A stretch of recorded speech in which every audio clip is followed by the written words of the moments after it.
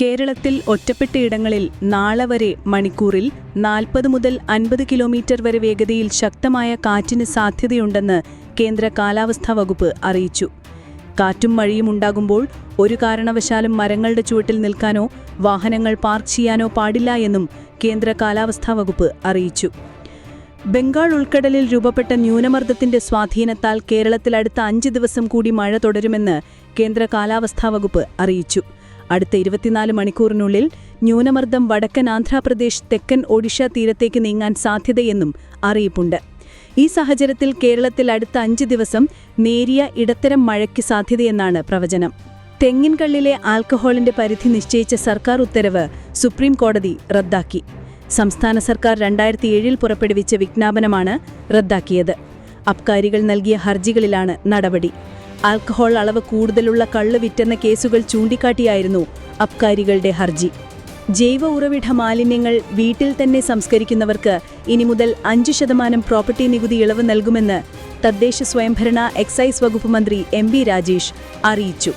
Varkala Sivagiri SN college ഓഡിറ്റോറിയത്തിൽ സംസ്ഥാനത്തെ ആദ്യ സാനിറ്ററി വേസ്റ്റ് ടു എനർജി പ്ലാന്റിന്റെ പ്രവർത്തന ഉദ്ഘാടനം നിർവഹിച്ച് സംസാരിക്കുകയായിരുന്നു അദ്ദേഹം. തൃശൂരിൽ INTUC-യുടെ ജനറൽ കൗൺസിൽ യോഗത്തിൽ നിന്ന് വിട്ടുനിന്നു പ്രതിപക്ഷ നേതാവ് VD സതീശൻ. തന്നെ ക്ഷണിച്ചില്ലെന്ന തൃശൂർ DCC അധ്യക്ഷൻ ജോസഫ് ടാജിറ്റിന്റെ പരാതിക്കു പിന്നാലെയാണ് ജില്ലയിലുണ്ടായിട്ടും പ്രതിപക്ഷ നേതാവ് പരിപാടിയിൽ പങ്കെടുക്കാതിരുന്നത്. സമ്മേളന നഗരിയിലേക്കുള്ള യാത്രാമധ്യേ സതീശൻ തിരികെ മടങ്ങുകയായിരുന്നു. INTUC സംസ്ഥാന പ്രസിഡന്റ് R ചന്ദ്രശേഖർ അധ്യക്ഷത വഹിക്കുന്ന ചടങ്ങിലാണ് സതീശൻ പങ്കെടുക്കാതെ തിരികെ പോയത്. ഓട്ടോമാറ്റിക് ഡോറില്ലാത്ത KSRTC ബസ്സുകളുടെ ഡോറുകളിൽ കെട്ടിയിട്ടിരിക്കുന്ന കയറുകൾ അടിയന്തരമായി നീക്കം ചെയ്യാൻ KSRTC മെക്കാനിക്കൽ എഞ്ചിനീയർ നിർദ്ദേശം നൽകി.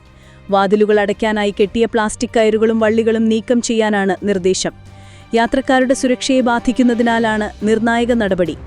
യാത്രക്കാരുടെ കഴുത്തിൽ തട്ടി ജീവന് തന്നെ അപകടമുണ്ടാക്കാൻ ഇടയാകുമെന്ന് മനുഷ്യാവകാശ കമ്മീഷനും പരാതിയെട്ടിയിരുന്നു. തുടർന്നാണ് ഇതുസംബന്ധിച്ച തീരുമാനം KSRTC എടുത്തത്. യുവതിയെ സെക്സ് റാക്കറ്റിന് കൈമാറാൻ ശ്രമിച്ചെന്ന കേസിൽ നടി മീനു മുനീർ പോലീസ് കസ്റ്റഡിയിൽ. 2014-ൽ ബന്ധുവായ യുവതിയെ സിനിമയിൽ അഭിനയിപ്പിക്കാമെന്ന വാഗ്ദാനം നൽകി തമിഴ്നാട്ടിലെത്തിച്ച് സെക്സ് റാക്കറ്റിന് കൈമാറാൻ ശ്രമിച്ചെന്ന പരാതിയിലാണ് നടിയെ ചെന്നൈ പോലീസ് കസ്റ്റഡിയിലെടുത്തത്. സാമൂഹിക മാധ്യമങ്ങളിലൂടെ അപകീർത്തിപ്പെടുത്തിയെന്ന കേസിൽ നടൻ ബാലചന്ദ്ര മേനോന്റെ പരാതിയിൽ നേരത്തെ മീനുവിനെ പോലീസ് അറസ്റ്റ് ചെയ്തിട്ടുണ്ടായിരുന്നു. ലഹരിക്കടിമയായ മകന്റെ കുത്തേറ്റ് അച്ഛനും അമ്മയും മരിച്ചു. മന്നത്ത് വാർഡിൽ പനവേലി പുരയിടം വീട്ടിൽ തങ്കരാജ് 70-ഉം ഭാര്യ ആഗ്നസ് 65-ഉമാണ് മരിച്ചത്. സംഭവത്തിനുശേഷം കടന്നുകൊള്ളിയ മകൻ ബാബുവിനെ 1 മണിക്കൂറിനകം സമീപത്തെ ബാറിൽ നിന്ന് പോലീസ് അറസ്റ്റ് ചെയ്തു. പണം ചോദിച്ചപ്പോൾ കയ്യിലൊന്നുമില്ലെന്ന് പറഞ്ഞതിനാൽ പ്രകോപിതനായി മാതാപിതാക്കളെ കുത്തുകയായിരുന്നു എന്നാണ് പോലീസ് പറയുന്നത്. കുവൈത്തിലെ വിഷമദ്യ ദുരന്തത്തിൽ മരിച്ചവരിൽ കണ്ണൂർ സ്വദേശിയുമുണ്ട്. കണ്ണൂർ ഇരുണാവ് സ്വദേശി P സച്ചിനാണ് മരിച്ചത്. 31 വയസ്സായിരുന്നു.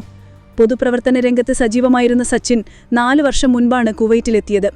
കഴിഞ്ഞ ഞായറാഴ്ച മുതലാണ് മെഥനോൾ കലർന്ന പാനീയങ്ങൾ കഴിച്ചതിന് പിന്നാലെ രാജ്യത്തിന്റെ വിവിധ ഭാഗങ്ങളിൽ 63 പേർക്ക് വിഷബാധയേറ്റത്.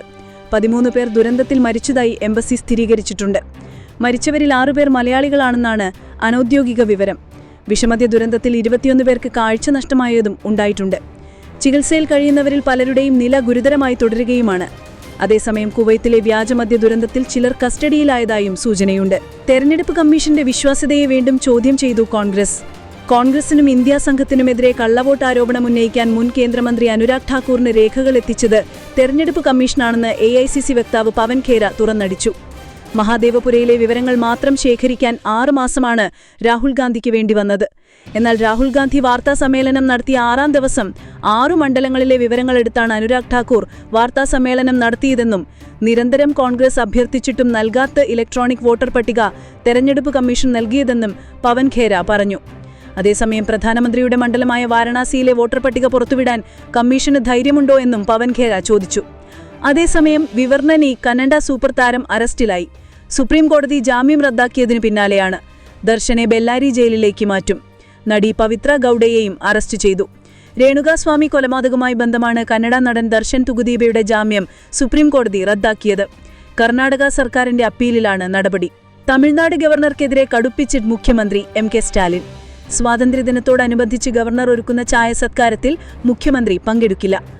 RN രവി തമിഴ്നാടിന്റെ താൽപര്യങ്ങൾക്ക് വിരുദ്ധമായ നിലപാട് സ്വീകരിക്കുന്നതിനാലാണ് ബഹിഷ്കരണമെന്ന് സർക്കാർ വ്യക്തമാക്കി. സർവകലാശാലകളിൽ ഈ മാസം നടക്കാനിരിക്കുന്ന ബിരുദദാന ചടങ്ങിൽ ഉന്നത വിദ്യാഭ്യാസ മന്ത്രി പങ്കെടുക്കില്ല എന്നും സർക്കാർ അറിയിച്ചു. ജമ്മുകശ്മീരിലെ കിഷ്ത്വാറിൽ മേഘവിസ്ഫോടനത്തെ തുടർന്നുണ്ടായ മിന്നൽ പ്രളയത്തിൽ 33 പേർക്ക് മരണം സംഭവിച്ചു.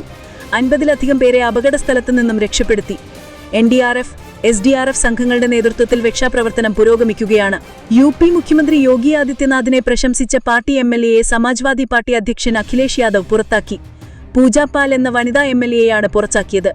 എന്റെ ഭർത്താവിന്റെ കൊലപാതകത്തിൽ യോഗി ആദിത്യനാഥ് നീതി നടപ്പിലാക്കിയെന്നടക്കം നിയമസഭയിൽ നടത്തിയ പ്രസംഗത്തിന് പിന്നാലെയാണ് നടപടി.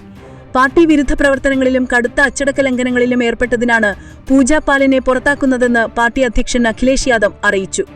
പാകിസ്ഥാന് കടുത്ത മുന്നറിയിപ്പുമായി ഇന്ത്യക്കെതിരായ അനാവശ്യവാചകമടി പാകിസ്ഥാൻ നിർത്തിയില്ലെങ്കിൽ ശക്തമായ പ്രത്യാഘാതങ്ങൾ ഉണ്ടാകുമെന്ന് വിദേശകാര്യ മന്ത്രാലയം വ്യക്തമാക്കി. അടുത്തിടെ ലഭിച്ചതുപോലെ മുറിവേൽക്കുന്ന പ്രത്യാഘാതങ്ങൾ ഇനിയും ഉണ്ടാകുമെന്ന് മുന്നറിയിപ്പ് നൽകി. സ്വന്തം തോൽവി മറയ്ക്കാനാണ് പാകിസ്ഥാൻ കരസേനാ മൈബൻ അസീം മുനീർ വീരവാദം മുഴക്കുന്നതെന്നും വിദേശകാര്യ വക്താവ് രൺധീർ ജയ്സ്വാൾ പറഞ്ഞു. ഓപ്പറേഷൻ സിന്ദൂർ സൈനിക നീക്കത്തിൽ ഇന്ത്യൻ സേനയോട് പരാജയപ്പെട്ട പാകിസ്ഥാൻ പുതിയൊരു സൈനിക വിഭാഗത്തിന് രൂപം നൽകി.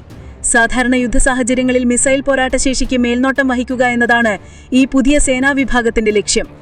ചൈനയുടെ പീപ്പിൾസ് ലിബറേഷൻ ആർമി റോക്കറ്റ് ഫോഴ്സിന്റെ മാതൃകയിൽ മിസൈലുകൾക്കും റോക്കറ്റുകൾക്കുമായി ഒരു പ്രത്യേക കമാൻഡ് രൂപീകരിക്കാനാണ് പാകിസ്ഥാന്റെ നീക്കം. രാജ്യത്തെ ജൈവ ഇന്ധനങ്ങളുടെ പ്രത്യേകിച്ചും ബയോഡീസലിന്റെ ഉപയോഗം വർദ്ധിപ്പിക്കുന്നതിൽ കേന്ദ്ര സർക്കാർ ശ്രദ്ധ കേന്ദ്രീകരിക്കുന്നുണ്ടെന്ന് അടുത്തുതന്നെയാണെന്ന് ഇനിയും ആവർത്തിച്ച് കേന്ദ്ര ഗതാഗത മന്ത്രി നിതിൻ ഗഡ്കരി പറഞ്ഞു. പരമ്പരാഗത ഡീസലിൽ നിന്ന് മാറാനുള്ള വിശാലമായ പദ്ധതിയുടെ ഭാഗമായി ഇന്ത്യയിൽ 10% ബയോഡീസൽ മിശ്രിതം ഉടനെ പ്രവേശിപ്പിക്കുമെന്നും ഗഡ്കരി സ്ഥിരീകരിച്ചു. ഖത്തർ എയർവേസ് വിമാനത്തിൽ ലഗേജിലോ ഹാൻഡ്ബാഗിലോ അങ്കർ കമ്പനിയുടെ ചില പവർ ബാങ്കുകൾ കൊണ്ടുപോകുന്നത് നിരോധിച്ചു. ലിഥിയം അയോൺ ബാറ്ററികൾ തീപിടിക്കാനുള്ള സാധ്യത കണക്കിലെടുത്താണ് തീരുമാനം. നിരോധിച്ച പവർ ബാങ്ക് മോഡലുകൾ കൊണ്ടുപോകുന്നതോ അവ ഉപയോഗിച്ച് ചെക്ക് ഇൻ ചെയ്യുന്നതോ ഇനി അനുവദിക്കപ്പെടില്ല. നേരത്തെ രാജ്യത്ത് വാണിജ്യ വ്യവസായ മന്ത്രാലയം നിരോധിച്ച പവർ ബാങ്ക് മോഡലുകൾക്കാണ് ഖത്തർ എയർവേസിലും നിരോധനം ഏർപ്പെടുത്തിയത്. അതേസമയം 2025 ഒക്ടോബർ 1 മുതൽ വിമാനത്തിനുള്ളിൽ പവർ ബാങ്കുകൾ ഉപയോഗിക്കുന്നത് പൂർണ്ണമായും നിരോധിക്കുമെന്ന് എമിറേറ്റ്സ് എയർലൈൻസ് വിമാന കമ്പനി നേരത്തെ അറിയിച്ചിരുന്നു. ഹമാസിനെതിരായി 22 മാസത്തെ ആക്രമണത്തിൽ തകർന്നടിഞ്ഞ ഗാസയിൽ നിന്ന് പലസ്തീനികളെ കൂട്ടമായി കുടിയൊഴിപ്പിക്കാനുള്ള ശ്രമങ്ങളുമായി ഇസ്രയേൽ മുന്നോട്ടു പോകുന്നതായി വിവരം.